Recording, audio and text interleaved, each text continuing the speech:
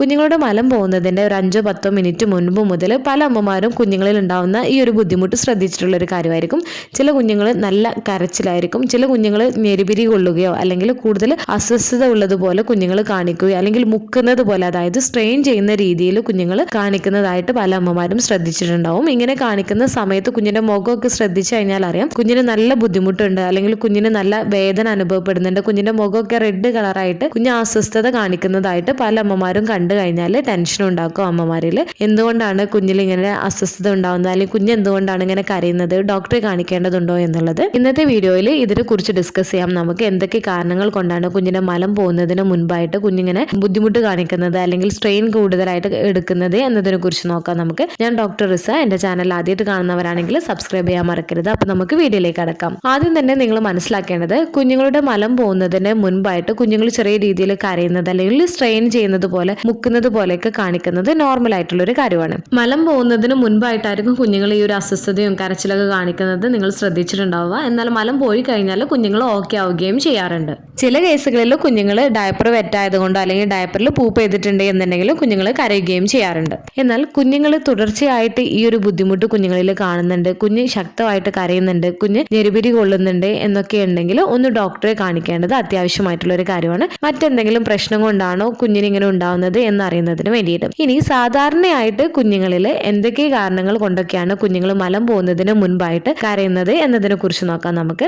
First, ആദ്യ മാസങ്ങളിൽ കുഞ്ഞുങ്ങളുടെ ഡൈജസ്റ്റീവ് സിസ്റ്റം, അതായത് ദഹന വ്യവസ്ഥയൊന്നും പൂർണ്ണമായിട്ട് വികസിച്ചിട്ടില്ലാത്തതിനാൽ തന്നെ മലം പാസ് ചെയ്യുമ്പോൾ മസിൽസിൽ ഉണ്ടാവുന്ന കോർഡിനേഷൻ കാരണം കുഞ്ഞുങ്ങൾക്ക് മലം പാസ് ചെയ്യുന്നതിൽ കുറച്ച് ബുദ്ധിമുട്ട് ഉണ്ടാവുന്നതാണ്. അതായത് മലം പാസ് ചെയ്യുന്നതിൽ കുഞ്ഞുങ്ങൾ ഒന്ന് പഠിക്കേണ്ടതായിട്ടുണ്ട്. അതുകൊണ്ട് തന്നെ കുഞ്ഞുങ്ങൾക്ക് ഈ ഒരു ബുദ്ധിമുട്ട് 1-2 ആഴ്ചകളിൽ കാണാറുണ്ട്. എന്നാൽ ഈ ഒരു മസിൽസിന്റെ കോർഡിനേഷന് ഒന്ന് കറക്റ്റ് ആയി കഴിഞ്ഞാൽ കുഞ്ഞുങ്ങൾക്ക് സ്ട്രെയിൻ ഇല്ലാത്ത രീതിയിൽ തന്നെ കുഞ്ഞുങ്ങൾക്ക് മോഷൻ പാസ് ചെയ്യുന്നതാണ്. ഈ ഒരു സമയത്ത് കുഞ്ഞുങ്ങൾ കരയുകയോ ബുദ്ധിമുട്ട് കാണിക്കുകയോ ഒന്നും തന്നെ ചെയ്യുന്നതല്ല. തുടക്കത്തിൽ കുഞ്ഞുങ്ങളുടെ ദഹന വ്യവസ്ഥയൊന്നും മെച്ചൂർ ആവാത്തതിനാൽ തന്നെ കുഞ്ഞുങ്ങൾക്ക് ഒരു മലം പാസ് ചെയ്യുന്ന സമയത്ത് ബുദ്ധിമുട്ടുണ്ടാക്കുന്നതാണ്. എന്നാൽ ഈ ഒരു ബുദ്ധിമുട്ട് കണ്ട് നമ്മൾ മലം നോക്കുന്ന സമയത്ത് കുഞ്ഞുങ്ങളുടെ മലം സോഫ്റ്റ് ആയിട്ടും ആയിരിക്കും ഇരിക്കുന്നത്. അപ്പോൾ നോർമലി ഇതിനൊന്നും തന്നെ ചെയ്യാനില്ല, തന്നെ റെഡി ആവുന്നതാണ്. എങ്കിലും കുഞ്ഞുങ്ങൾ ശക്തമായിട്ട് കരയുകയൊക്കെയാണ് എന്നുണ്ടെങ്കിൽ ഒന്ന് ഡോക്ടറെ കാണിക്കുകയും ചെയ്യേണ്ടതാണ്. അടുത്തത്, കുഞ്ഞുങ്ങളിൽ ഉണ്ടാവുന്ന ഗ്യാസ് അല്ലെങ്കിൽ കോളിക്കിന്റെ പെയിന് കാരണം കുഞ്ഞുങ്ങൾ മലം പോകുന്നതിന് മുൻപൊക്കെ ആയിട്ട് കൂടുതൽ അസ്വസ്ഥതയും കൂടുതൽ കരച്ചിലേക്കും നയിക്കാറുണ്ട്. തേർഡ്, കുഞ്ഞുങ്ങളിൽ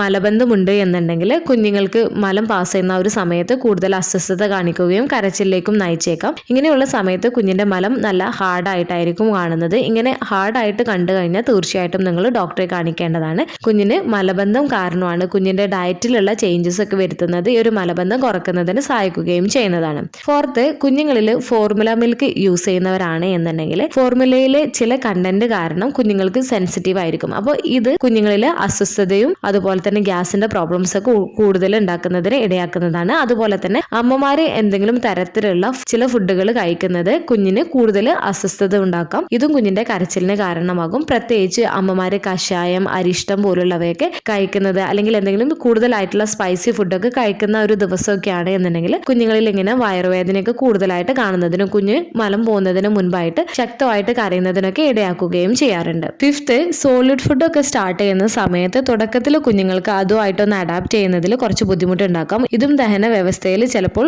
കുറച്ച് അസ്വസ്ഥതയൊക്കെ ഉണ്ടാക്കുന്നതാണ്. ഇതും ഒരു കാരണമാണ്. സിക്സ്ത്, കുഞ്ഞുങ്ങളിൽ പല്ല് വരുന്ന സമയത്ത് ചില കുഞ്ഞുങ്ങളിൽ ദഹന വ്യവസ്ഥയിൽ ഉണ്ടാവുന്ന ആ ഒരു ചേഞ്ചസ് കുഞ്ഞുങ്ങളിൽ അസ്വസ്ഥതയും വേദനയും വയറുവേദനയ്ക്കൊക്കെ ഇടയാക്കാറുണ്ട്. ഇതും കുഞ്ഞുങ്ങൾ കരയുന്നതിനൊരു കാരണമാണ്. സെവൻത്ത്, ഗ്യാസ്ട്രോ ഇൻറ്റസ്റ്റൈനൽ ഇഷ്യൂസ് ഉള്ള കുഞ്ഞുങ്ങളാണ് എന്നുണ്ടെങ്കിലും കുഞ്ഞുങ്ങളിൽ മലം പോകുന്നതിന് മുൻപായിട്ട് കുഞ്ഞുങ്ങളിൽ കരച്ചിലും ശക്തമായിട്ടുള്ള കരച്ചിൽ അല്ലെങ്കിൽ അസ്വസ്ഥതയൊക്കെ കാണിക്കുന്നതിനും ഇടയാക്കാറുണ്ട്. ഈ പറഞ്ഞ കാര്യങ്ങളൊക്കെയാണ് പ്രധാനമായിട്ടും കുഞ്ഞുങ്ങൾ മലം പോകുന്നതിന്റെ മുൻപായിട്ട് കുഞ്ഞുങ്ങൾ കരയുക അല്ലെങ്കിൽ കൂടുതലായിട്ട് സ്ട്രെയിൻ ചെയ്യുന്നതിനൊക്കെ കാരണം. എങ്കിലും നിങ്ങൾ ഈ ഒരു കുഞ്ഞിന്റെ കരച്ചില്, കുഞ്ഞിന്റെ അസ്വസ്ഥത, ഞെരിപിരിയൊക്കെ കൂടുതലായിട്ട് കാണുന്നുണ്ട് എന്നുണ്ടെങ്കിൽ തീർച്ചയായിട്ടും നിങ്ങൾ കുഞ്ഞുങ്ങളുടെ ഡോക്ടറെ കാണിക്കാൻ വേണ്ടിയിട്ട് ശ്രദ്ധിക്കേണ്ടതാണ്. ഡോക്ടേഴ്സ് കുഞ്ഞിനെ പരിശോധിച്ച് എന്ത് കാരണം കൊണ്ടാണ് എന്നുള്ളതൊക്കെ ഡോക്ടേഴ്സ് കൃത്യമായിട്ട് പറയുകയും അതിനനുസരിച്ചിട്ടുള്ള ട്രീറ്റ്മെന്റും കാര്യങ്ങളും പറയുകയും ചെയ്യുന്നതാണ്. ചില കേസുകളിൽ ഡോക്ടേഴ്സ് പ്രത്യേകിച്ച് ഒന്നും തന്നെ പറയാറില്ല, ഇത് തന്നെ റെഡി ആവുന്നതാണ്, ടെൻഷൻ ആവേണ്ട കാര്യമില്ല എന്നായിരിക്കും പറയുന്നത്. ഇനി നമ്മുടെ ഭാഗത്ത് നിന്ന് എന്തൊക്കെ കാര്യങ്ങളാണ് ശ്രദ്ധിക്കേണ്ടത് എന്നതിനെ കുറിച്ച് നോക്കാം നമുക്ക്.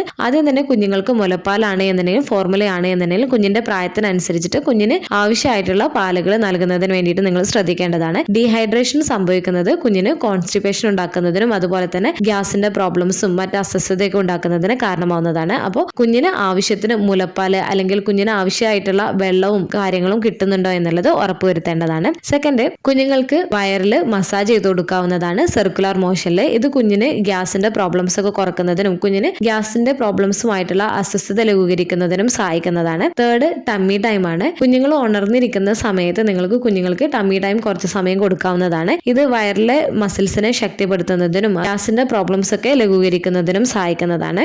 ഫോർത്ത്, ബൈസൈക്കിൾ ലെഗ് മൂവ്മെന്റ്സ് ആണ്. കുഞ്ഞുങ്ങളുടെ കാലുകൾ രണ്ടും ബൈസൈക്കിൾ ലെഗ് മൂവ്മെന്റ്സ് കൊടുക്കുന്നത് കുഞ്ഞിലുള്ള ഗ്യാസിന്റെ പ്രോബ്ലംസും അസ്വസ്ഥതയും ലഘൂകരിക്കാൻ സഹായിക്കുന്നതാണ്. ഫിഫ്ത്ത്, ഇളം ചൂടുവെള്ളത്തിലുള്ള കുളിയാണ്. കുഞ്ഞുങ്ങളുടെ പേശികളെ ഇത് അയവുള്ളതാക്കുന്നതിനും കുഞ്ഞിലുള്ള ആ ഒരു സ്ട്രെസ്സും കാര്യങ്ങളൊക്കെ കുറക്കുന്നതിന് സഹായിക്കുകയും ചെയ്യുന്നതാണ്. അപ്പോൾ കുഞ്ഞുങ്ങളുടെ മലം പോകുന്നതിന് മുൻപ് കുഞ്ഞുങ്ങൾ കൂടുതലായിട്ട് സ്ട്രെയിൻ ചെയ്യുന്നുണ്ട് അല്ലെങ്കിൽ കരയുന്നുണ്ട് എന്നുള്ളത് സാധാരണയാണ് എന്നുണ്ടെങ്കിലും കൂടുതലായിട്ട് ഇത് പ്രോബ്ലം കുഞ്ഞിൽ ഉണ്ടാക്കുന്നുണ്ട് എന്നുണ്ടെങ്കിൽ ഡോക്ടറെ കാണിക്കുക. അതുപോലെ തന്നെ ചില കുഞ്ഞുങ്ങളിൽ മലം പോകുന്നതിന് മുൻപുള്ള കരച്ചിലാവില്ല. ചില കുഞ്ഞുങ്ങൾ മൂത്രമൊഴിക്കുന്നതിന്റെ തൊട്ട് മുമ്പായിട്ട് ശക്തമായിട്ട് കരയുക അല്ലെങ്കിൽ മുക്കുന്നത് പോലെയൊക്കെ നിങ്ങൾ ശ്രദ്ധിച്ചിട്ടുണ്ടാവും. ഇതിന്റെ കാരണങ്ങൾ എന്താണ് എന്നുള്ളതിനെ കുറിച്ചും മുൻപ് വീഡിയോ ചെയ്തിട്ടുണ്ട്. അതിന്റെ ലിങ്ക് ഡിസ്ക്രിപ്ഷൻ ബോക്സിൽ കൊടുക്കുന്നുണ്ട്. ഈ ഒരു വീഡിയോ നിങ്ങൾക്ക് യൂസ്ഫുൾ ആയിട്ട് തോന്നിയിട്ടുണ്ടെങ്കിൽ മറ്റുള്ളവർക്കും കൂടെ ഷെയർ ചെയ്ത് കൊടുക്കുക. എന്തെങ്കിലും ഡൗട്ടുകൾ ഉണ്ടെങ്കിൽ കമന്റ് ആയിട്ട് ചോദിക്കാവുന്നതാണ്. അടുത്തൊരു വീഡിയോയിൽ കാണുന്നത് വരെ ബൈ.